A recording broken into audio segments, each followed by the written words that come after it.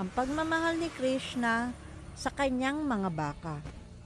Noong si Krishna ay paalis na para sa kanyang unang araw ng pagpapastol ng mga baka, nag-aalalang lumapit sa kanya si Inang Yashoda. Dala ang isang pares ng sapatos.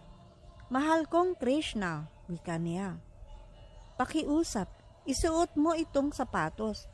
Maraming bato sa kagubatan at masasaktan ang iyong malalambot na paa sa paglalakad."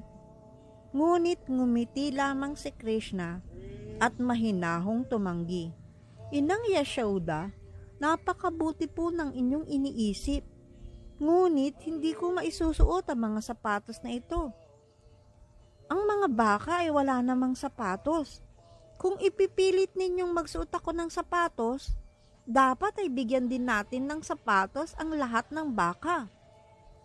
Pagpapatuloy niya, "Mayroon tayong 900,000 at bawat isa ay may 4 na paa. Ilang pares ng sapatos po ang kakailanganin natin?" Napagtanto ni Inang Yashoda na hindi ito maaring gawin. Kaya't hindi na siya nagpumilit na isuot ni Krishna ang sapatos. Nais pa rin niyang protektahan ang anak. Nag-alok si Inang Yashoda ng isa pang bagay. "O sige, kung ayaw mo ng sapatos, dalhin mo na lang itong payong. Napakainit sa ilalim ng araw." Ngunit muling sumagot si Krishna na may parehong kondisyon.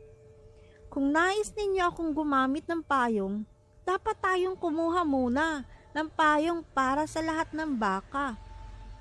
Ngunit ang mga baka ay may mga paa at walang kamay.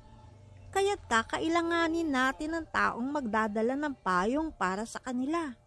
Kailangan natin ng 900,000 tao na lalakad kasabay ng mga baka.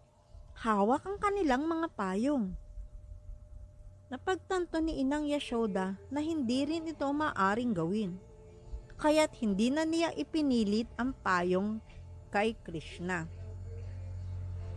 Nang marinig ng mga baka ang pag-uusap ni Krishna at ang kanyang ina, napuno sila ng pagmamahal at pasasalamat sa kanya. Kinagabihan, naglakad sila sa buong Brindaban. Dinudurog ang matitigas na bato gamit ang kanilang mga paa.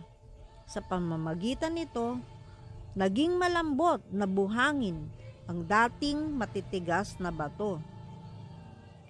Kinabukasan, nang si Krishna ay muling lumabas upang magpastol, naglakad siya sa malambot na buhangin, kaya't hindi nasaktan ang kanyang mga paa.